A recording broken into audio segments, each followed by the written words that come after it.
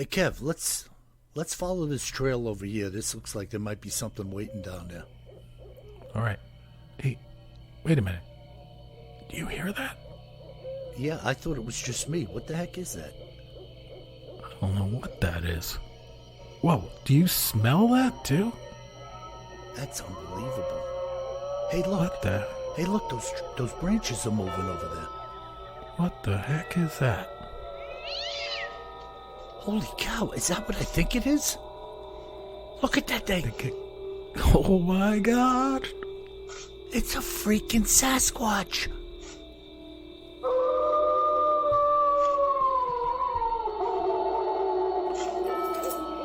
Welcome to the Bigfoot Terror in the Woods Sightings and Encounters podcast. My name is W.J. Sheehan, author of the series of books Bigfoot Terror in the Woods Sightings and Encounters.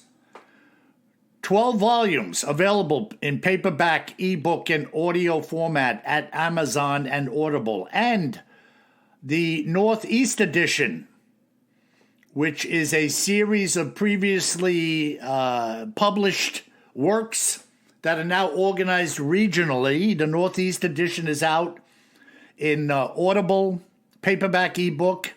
The Southeast Edition is out in paperback and ebook. I'm waiting for the approval of the audiobook as we make this podcast. So keep in touch with us, and we'll keep in touch with you.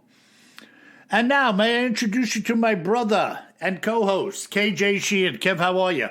I'm doing great, Bill. How about you? Pretty good, pretty good. I was off today. I went for another guitar lesson. Nice. And during the conversation, Connor Fragione, my instructor, said to me that... He sounds like he might be a made man, by the way. Be careful. No problem. I'll make him with my Stratocaster over his head if he tries any funny business. Whoa. That's what I'm talking about. Whoa. Remember, who was that cartoon character that used to bash people over the El Kabong? Now you're going too far into the archives for me. I don't know. Okay. El Kabong. Yeah, El Kabong was a horse. He was a horse that dressed up like Zorro with a mask, a cape, and a hat. Get out of here. Yes, sir. Look it up. El Kabong. And he used to take B-O-N-G? Kabong, like K-A-B-O-N-G-E-L. El Kabong. And he used to go, El Kabong! And he'd swing his guitar and bash somebody in the head with it. And it was a Taylor acoustic, no doubt? No, it was probably some piece of crap from Mexico. Oh, boy. But, yeah, so anyways, Connor says to me today that of all his students that have returned to guitar playing, I make the most progress. I believe that, because those of you out there, if you can't figure it out with my brother, when he says he's going to do something, he is all in. We can all take a lesson. Of course, the rest of our life would stop, but he's able to pull it off.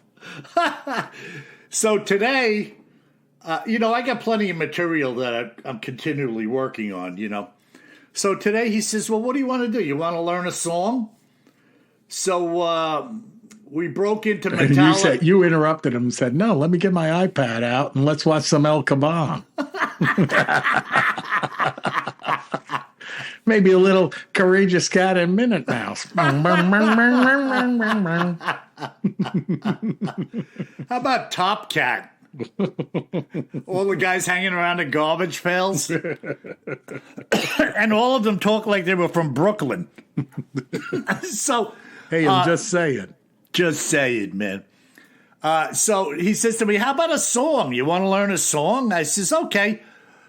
How about Sandman by Metallica? Ooh.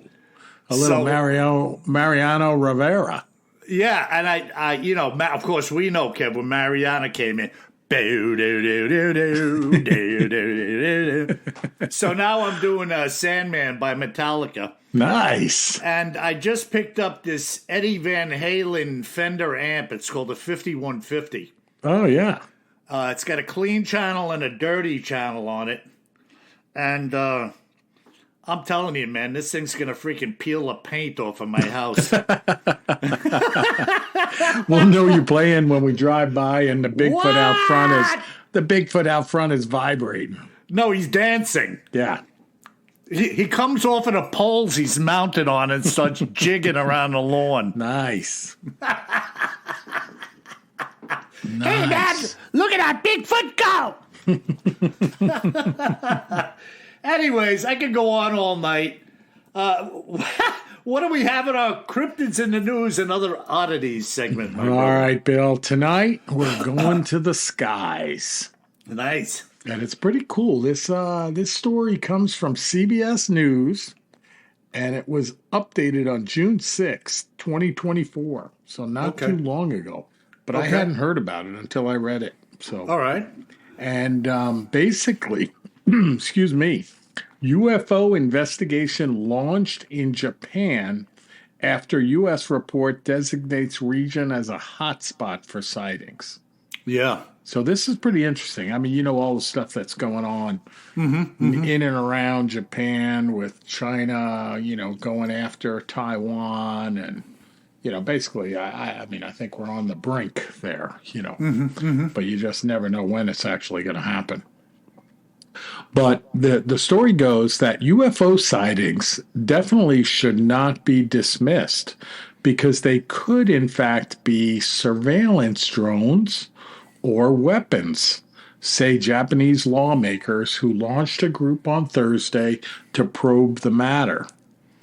And they say that the investigation comes less than a year after the U.S. Defense Department issued a report calling the region there in Japan a hotspot for sightings of mysterious objects. Right. The nonpartisan group, which counts former defense ministers among its 80-plus members, will urge Japan to ramp up abilities to detect and analyze unidentified anomalous phenomena, or UAPs, right? And they say that the Pentagon last year said it was examining 510 UFO reports, more than triple the number in its 2021 file. So definitely it's going up, right? And the Japanese parliamentarians, easy for me to say, hope to bring the domestic perception of UAPs in line with the U.S.'s following several scares related to suspected surveillance operations.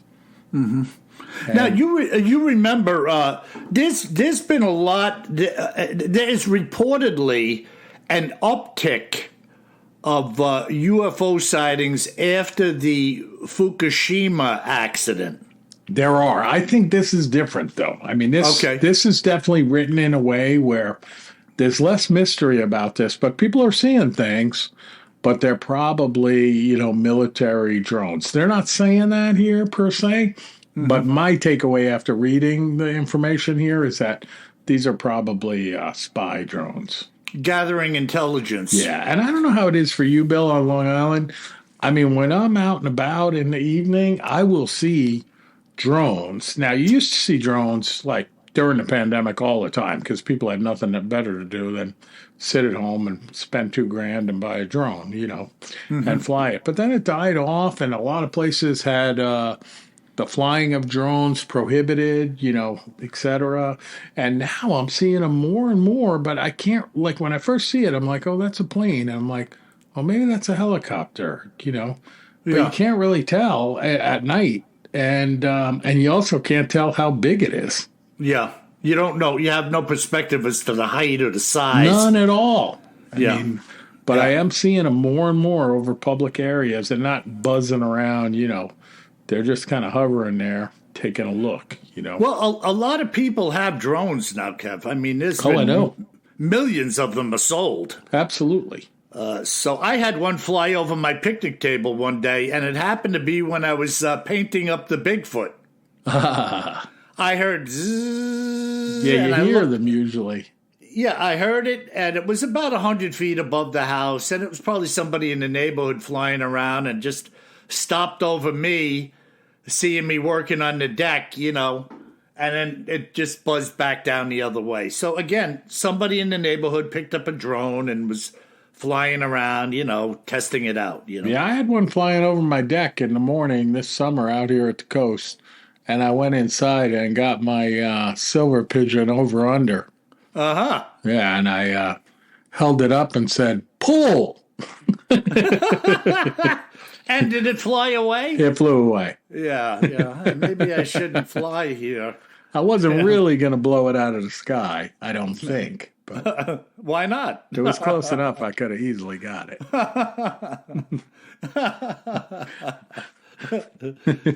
That was an easy shot, man. It was like a hovering pheasant. That's it. I was like, it wasn't one of those hopping bunnies along the ground.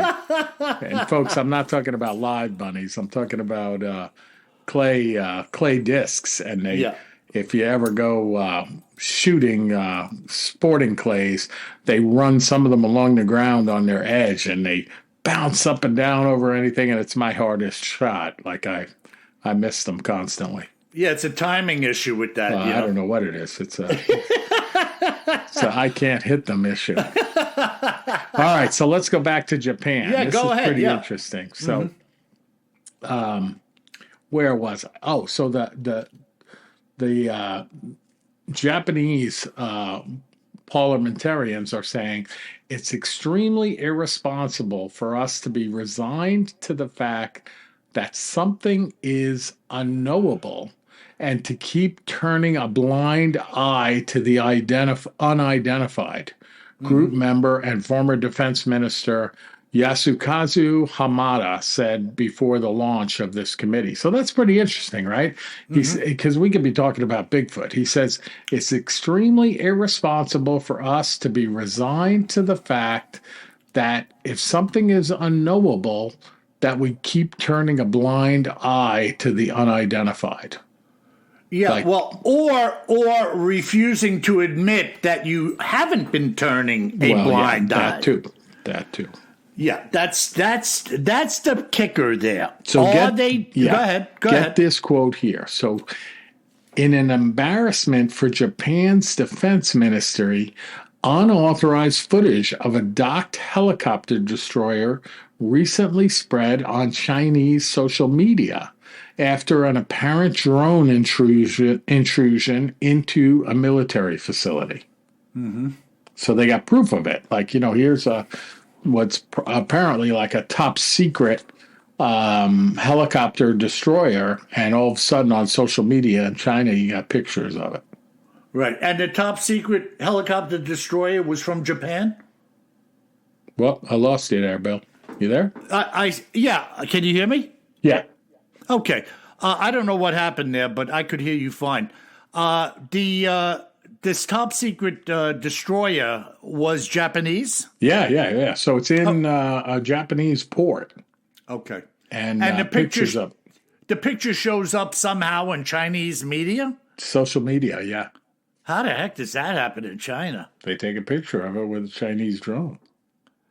Yeah, but the government posted it on Chinese media? Who knows? Yeah, it's a weird thing, I mean, you're not flying a civilian drone over from China, Yeah, there's a lot more here than meets the eye. You got intelligence, counterintelligence, espionage. There's all kinds of things going on here. Yeah.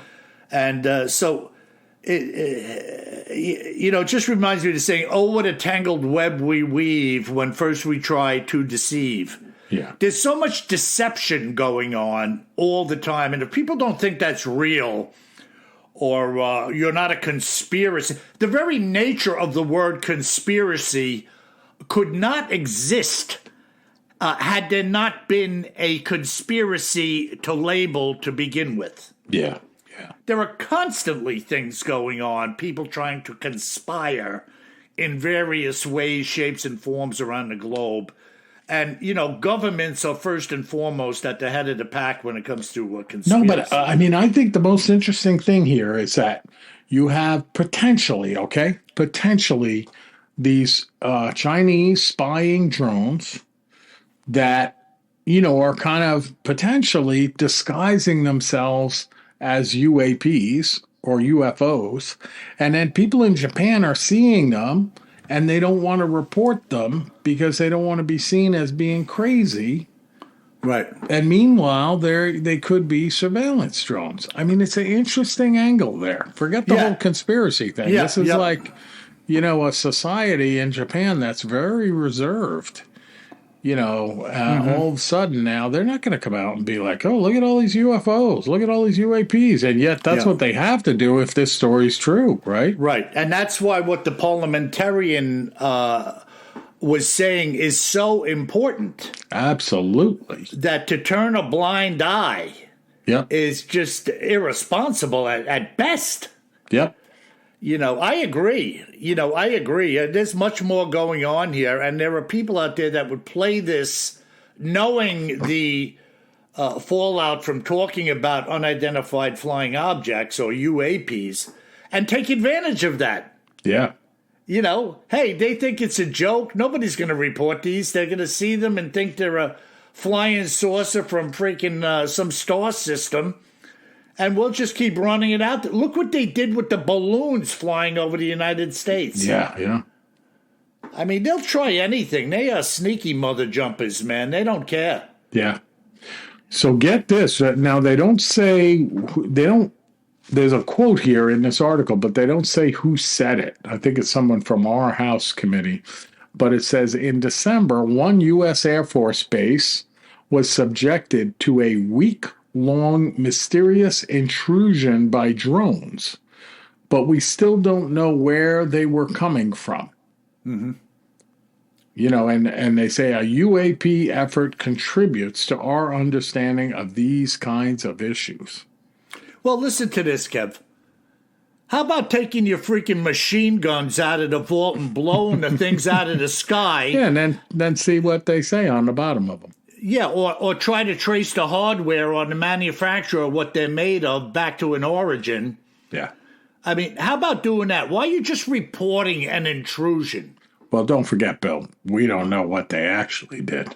Because Exactly. this comes to your, counterintelligence. They may catch one, and then it's like, oh, we'll go after them. And they're like, no, we won't even tell them that we caught one. Yeah, it's just, it's such a sea of lies that we on the outside have no way of determining. We just BS about it, and that's about it. But we have no way of telling where the truth is within this malaise of information or misinformation. 100%. 100%. Very interesting. Yeah, so we went to the skies, and I think it's interesting because, we often want to jump to the fact that it's, an alien craft, which certainly could be.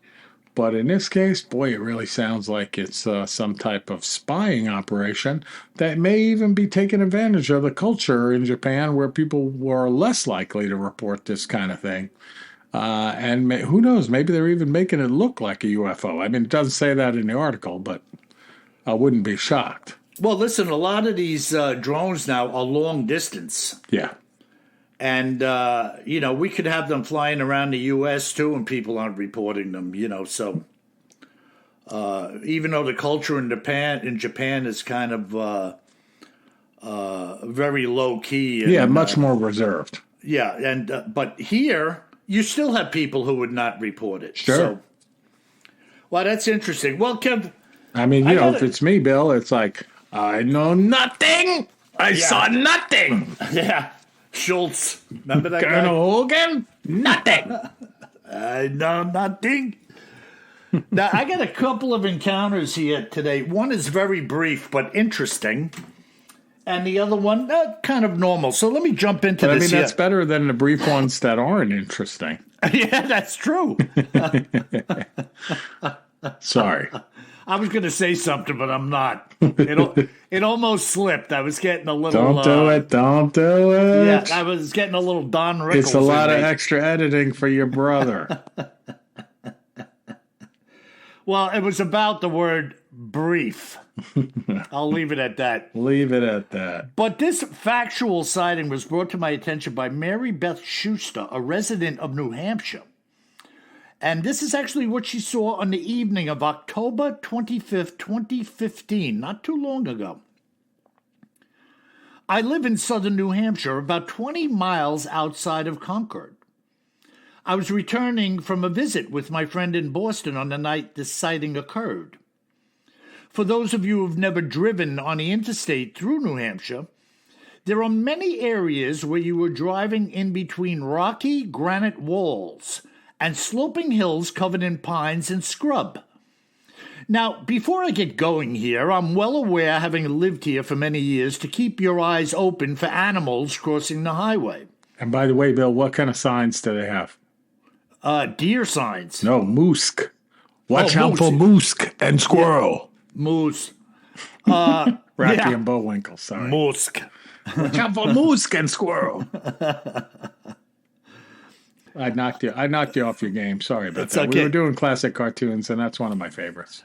I climb up second story of building to drop safe on unsuspecting squirrel, run down to see it. Who gets hit? Me. Boris Badenoff. So she says that if I have had one run across the road in front of me, I've had 100 do so. On this particular night, the days were ending early, and it was completely dark by 7 p.m. as I was driving.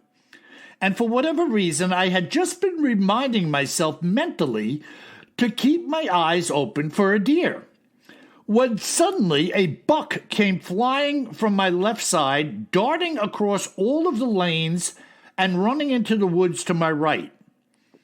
I hit the brakes fairly hard as my eyes turned to look at him. I was, however, still going at least, say, 40 miles an hour when I turned my head back to the road to begin accelerating. No sooner had I taken my foot off the brake, turning my eyes forward, than did a huge Bigfoot come barreling across the road in an obvious pursuit of the buck. The whole situation occurred in seconds. The Bigfoot was eyes forward, and its intent was obvious.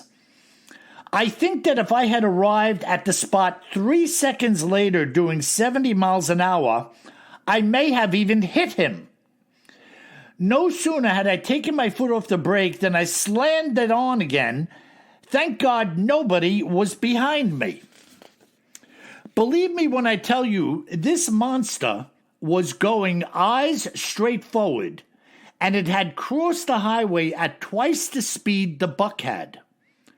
I pulled over to the shoulder for a moment just to gain my composure, because at that point I was rattled by what had just transpired. The Bigfoot had just run clear through the center guardrails and median.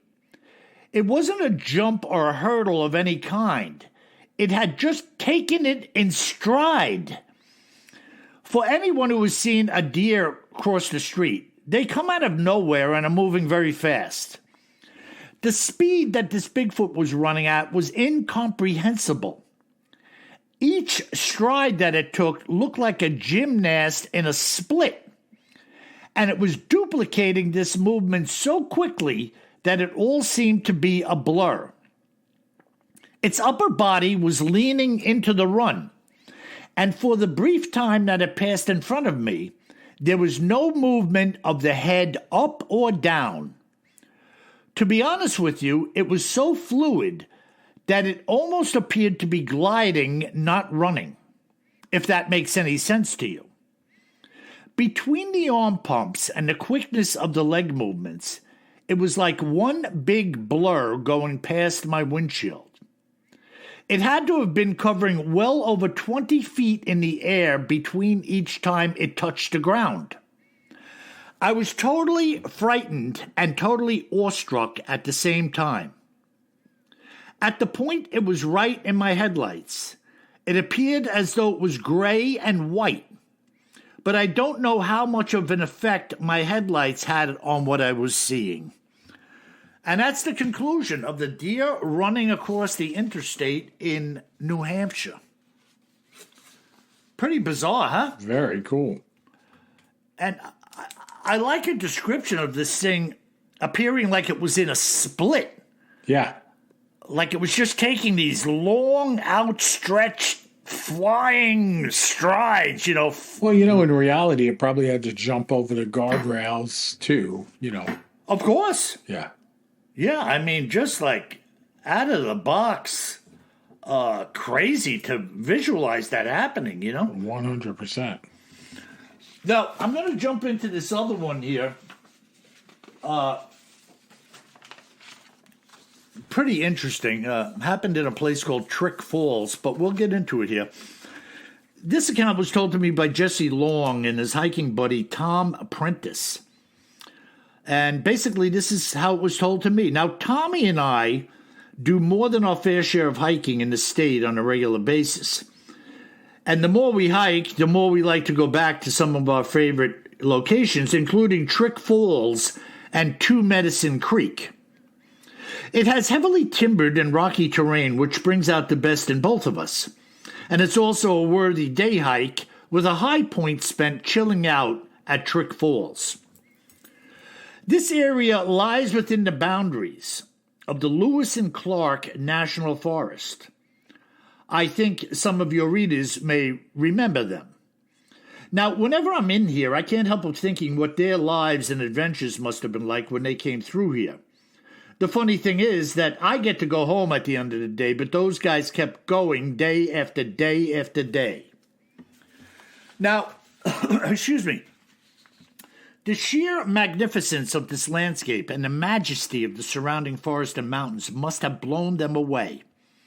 And they were the first white men known to have seen it for themselves. Now, I must warn you, however, that there's an abundance of wildlife in here like you have never seen. The cougar, wolverine, grizzly are not to be taken lightly by any means. And for this reason, we always carry a sidearm at all times. You can run across anything at any time, which we are about to learn on this day's hike. Some days, excuse me, some days we like to come in on the hike at the base of the falls, but on this day, we came from the top side. We sat by the edge for about an hour trying to solve the problems of the world. And at this point, Two Medicine is extremely narrow as it funnels over the rocks down into the pool below. Now, oftentimes, when we are there, we have said to each other that we could stay here for the rest of our lives and not be sad. Such is the effect that this slice of heaven has on a man's body and spirit. As you sit at the top, you're enveloped by dense pine timber on both sides.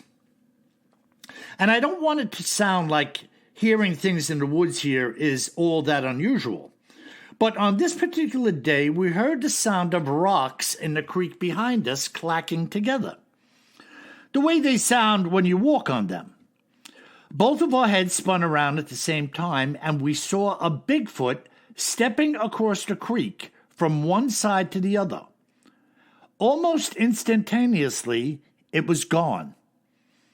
It reminded us both of a brief cougar sighting we had just up the creek 2 years earlier.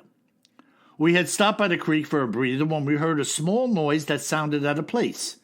Turning our heads, we locked eyes with a cougar staring at us through the brush only 10 feet away. As soon as I locked eyes with her, she disappeared. And this was very much the same, only we didn't lock eyes. We simply heard something that sounded out of place for a second, and the beast was gone like a ghost. Jesse is totally right on the money with everything he has just told you up to this point, but I feel this is a good time to clear the air a little bit with those who don't believe in these creatures.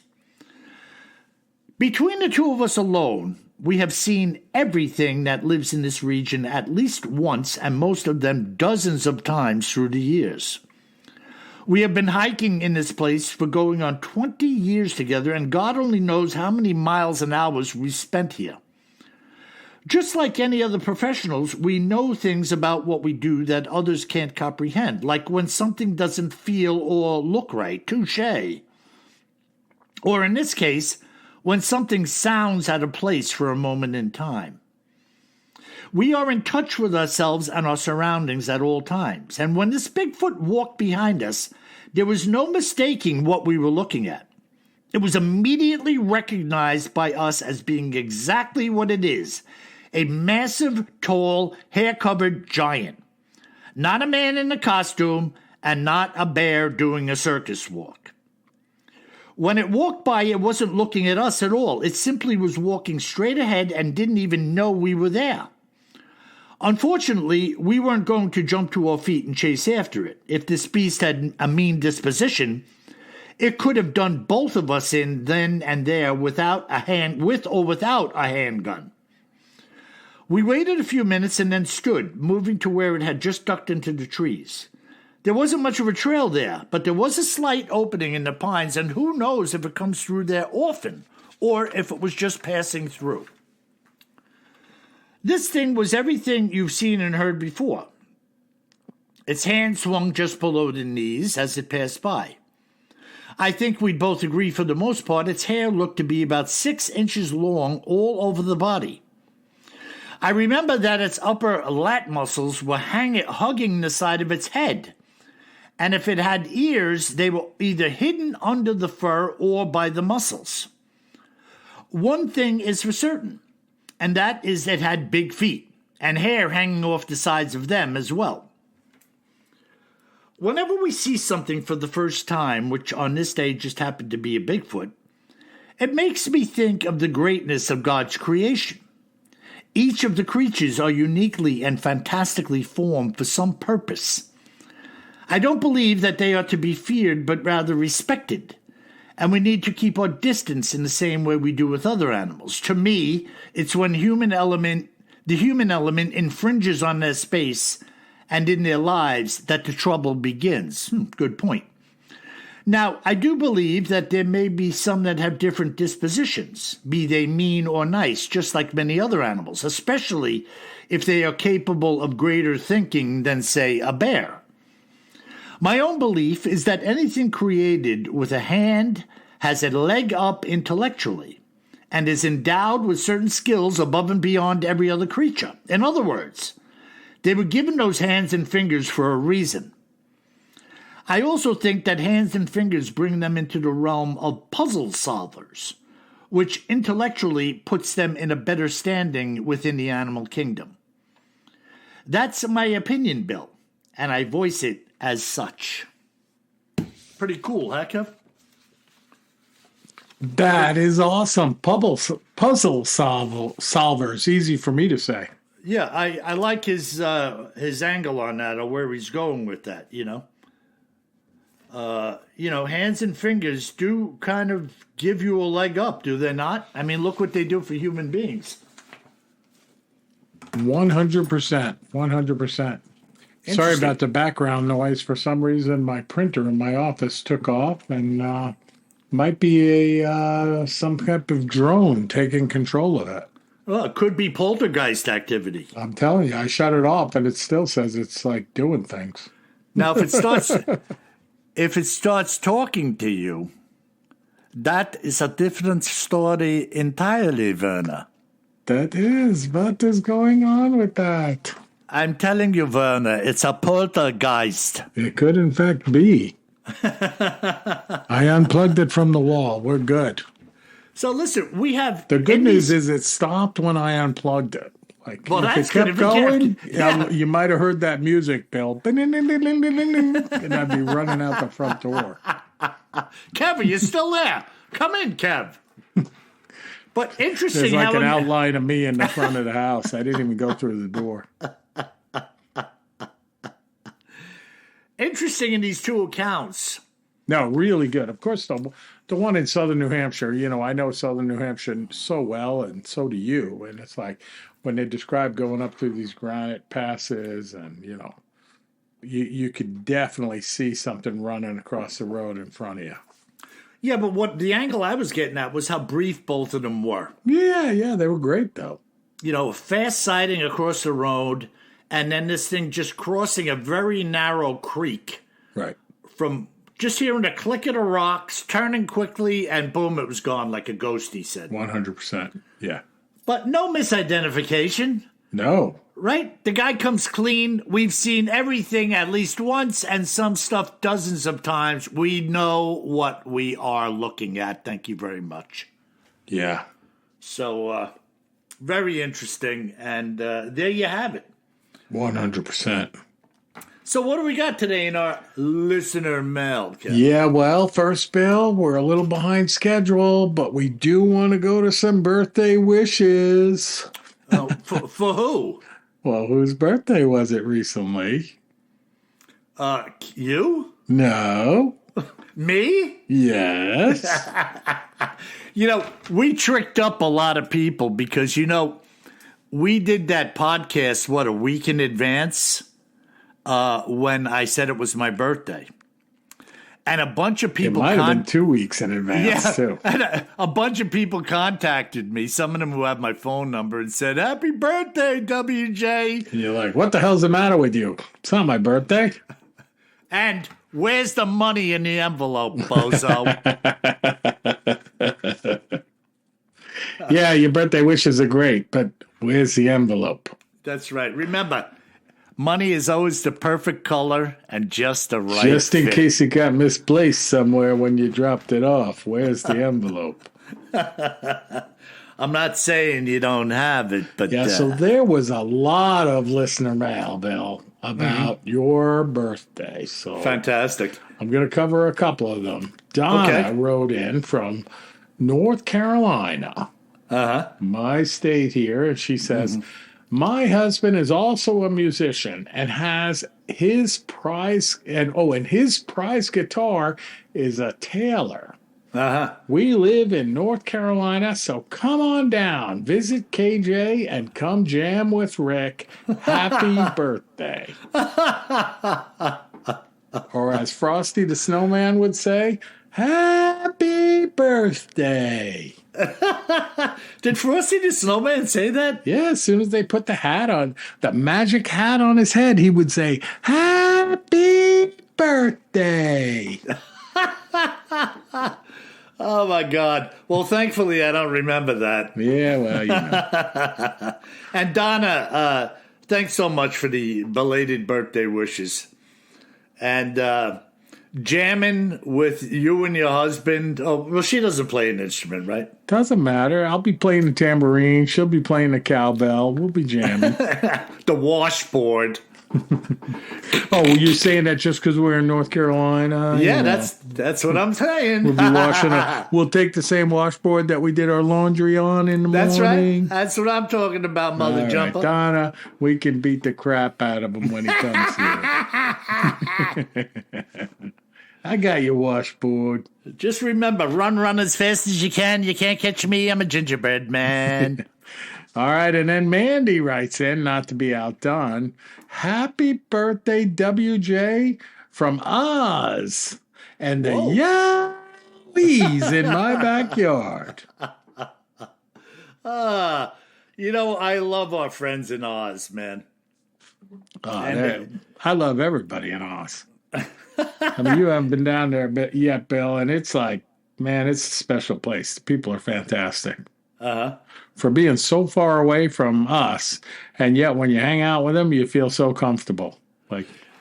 Yeah, and not to change the subject, but those good old boys during World War II were fierce combatants. I mean, they're fierce now. You go to the beach down there in Oz, and Bill, I love the ocean. I'm in the ocean all the time. And, I mean, they got, world-class great white sharks there.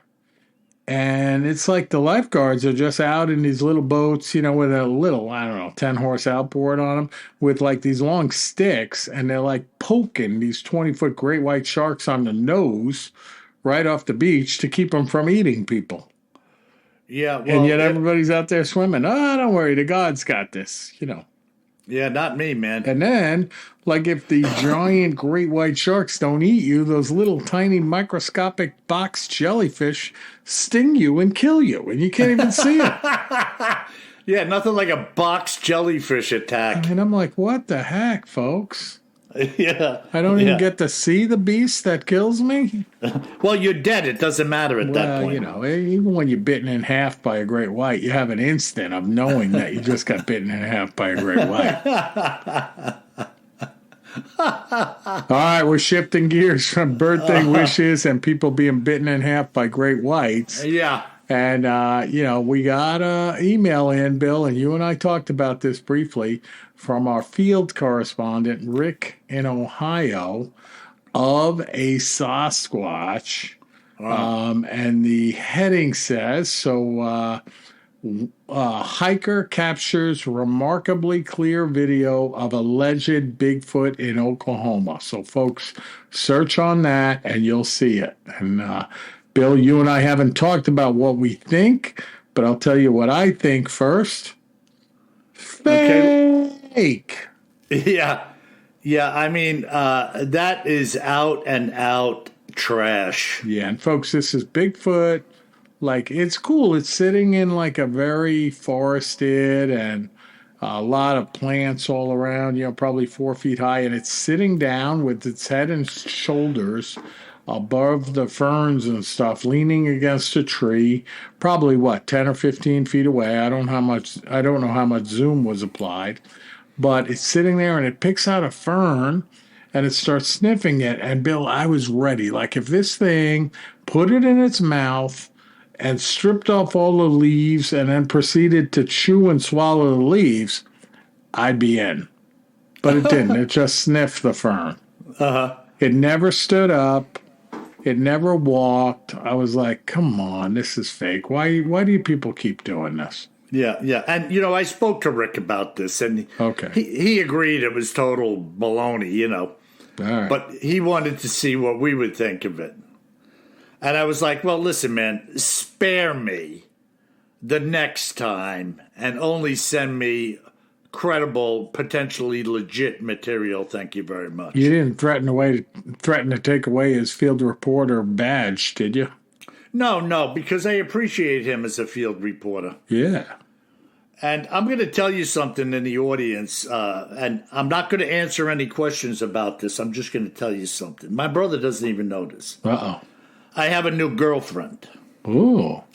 And I sent Rick a picture of my new girlfriend. And I told him to brace himself. And of course, he said he did brace himself. But when he got the picture, he insisted that I sent him an AI picture. Because it was too good in his estimation to be true. Uh-oh. And I assured him, it's true, Rick, baby. So, I'm not entertaining any questions about my new girlfriend, Hannah. We're working on this. That's all I'm saying. Well, good stuff there. But she does refer to me as sweetheart. And she does send me a lot of kisses. Is she from North Carolina? She is a Southern Belle. All right, because, Southern Belle, when I walk into the gas station and get a Diet Coke, they're like, hey, sweetheart, how are you? Yeah, and then Karen gives you an elbow. No, she knows. I never saw the person before. So they're just being polite. No, I know, Kev. I'm a freaking a constant joker. I know. And, it just, I'm really enjoying this. It's just giving me a new shot in the arm. Good. Just to have somebody, in the loop. Good for you. You deserve it. Yeah, it's just been a rough ride, and it's nice to have somebody just kind of fall out of the sky. Well, that's awesome. And so that's all I'm going to say about it for right now. Well, you know what, Bill? I was going to do another email, but I think we should end on that note. That's a really nice note there. Okay. Rather than reading this crazy-ass email in front of me. Anyways, folks, great podcast. A lot of misinformation, disinformation, and perhaps some legitimate information as well. Maybe. Who knows? Maybe. And remember, folks, if you happen to be walking through the woods in New Hampshire, Montana, Trick Falls, or the land of Oz, you best remember one thing, my friends. Always carry more gun than you think you're going to need. Sleep tight.